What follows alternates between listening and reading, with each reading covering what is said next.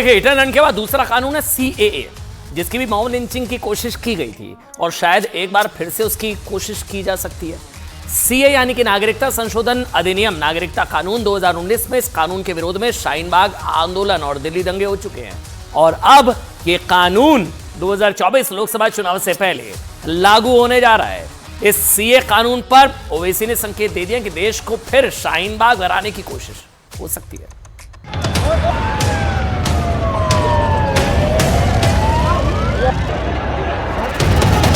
CA इस देश का कानून है, इसको कोई रोक नहीं सकता, सबको नागरिकता मिलने वाली।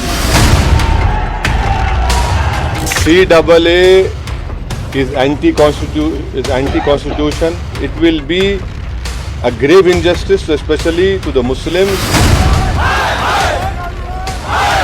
कितनी बार ये खबरें हैं, कितनी बार हवा हवाई बातें, एक बार और से क्या धर्म एक्स्ट्रा टेरिटोरियली या टेरिटोरियली नागरिकता का आधार हो सकता है या नहीं? संसद से पारित कानून है, लागू तो होगा, होकर रहेगा। नागरिकों से संवाद करना चाहिए क्योंकि देश की विविधता इस देश की पूंजी है। ममता बनर्जी इस राज्य के मुख्यमंत्री और तृणमूल कांग्रेस की सभानेत्री जो है, साफ सुथरे भाषा में उन्होंने कहा कि सीएए बंगाल में नहीं लागू होगा। चुनाव आएगा तो इस तरह के मुद्दे आएंगे, हिंदू मुसलमान मंदिर मस्जिद, और तो मुद्दा है क्या?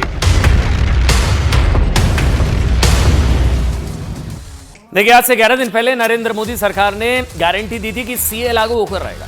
गृह मंत्री अमित शाह ने कोलकाता में कहा था कि सीएए देश का कानून है और इसे लागू होने से कोई नहीं रोक सकता। और आज की बड़ी खबर यह है कि मोदी सरकार 2024 के लोकसभा चुनाव से पहले सीएए कानून की गारंटी भी पूरी करने जा रही है। अच्छी खबर है, गुड न्यूज है। सीए पर सूत्रों के हवाले से खबर है कि 2024 के चुनावों की घोषणा से पहले ही केंद्र सरकार सीएए यानी कि नागरिकता कानून लागू कर देगी।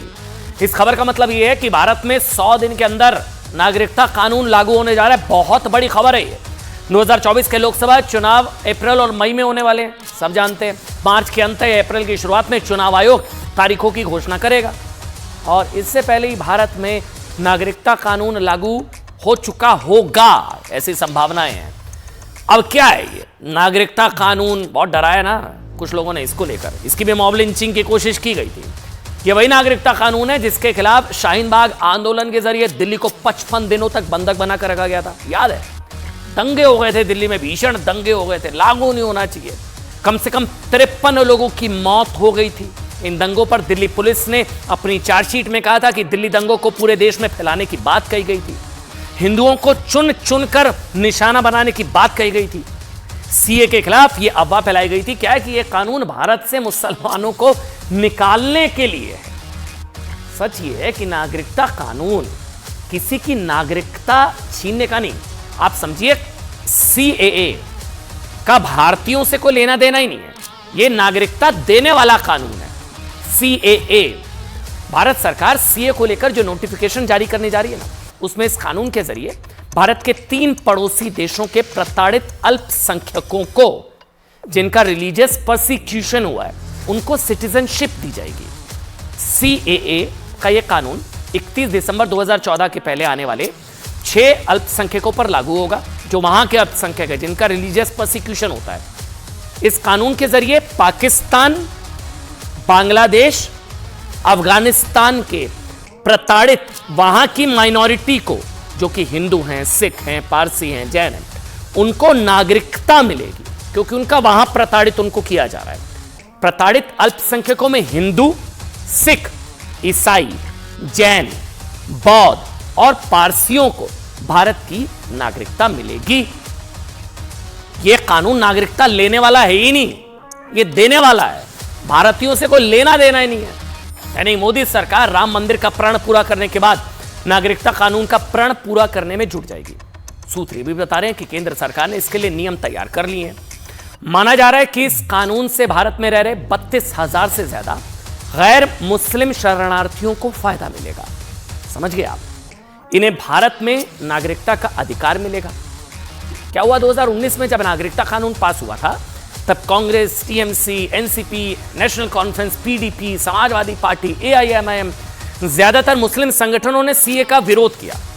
भारतीयों से कोई लेना देना नहीं। डराया गया कि नागरिकता चली जाएगी मुसलमानों की, और भारतीयों से कोई लेना देना ही नहीं है इस कानून का। पड़ोसी मुस्लिम देशों के प्रताड़ित गैर मुसलमानों को, गैर मुसलमान छोड़िए, वहां का जो माइनॉरिटी है उनको नागरिकता का यह कहकर विरोध किया गया था कि यह देश की सेकुलर छवि और संविधान के खिलाफ है।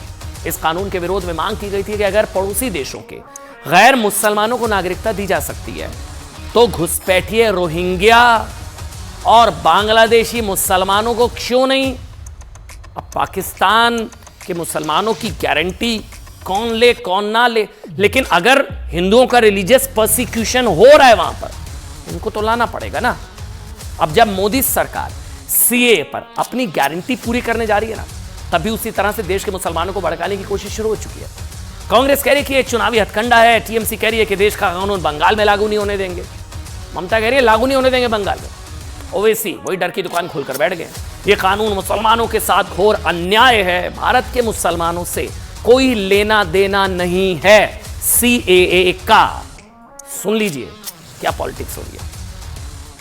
CAA is anti-constitution. It will be a grave injustice, especially to the Muslims. हमारी नेत्री ममता बनर्जी, इस राज्य के मुख्यमंत्री और तृणमूल कांग्रेस की सभानेत्री जो है, साफ सुथरे भाषा में उन्होंने कहा कि सीएए बंगाल में नहीं लागू होगा। बंगाल के लोग भारतवर्ष के नागरिक हैं। It's very clear for all these years since the law has been passed, the rules were framed, we were told, but they were not notified. Clearly, they want to notify these rules just before the election, to use this as a political weapon.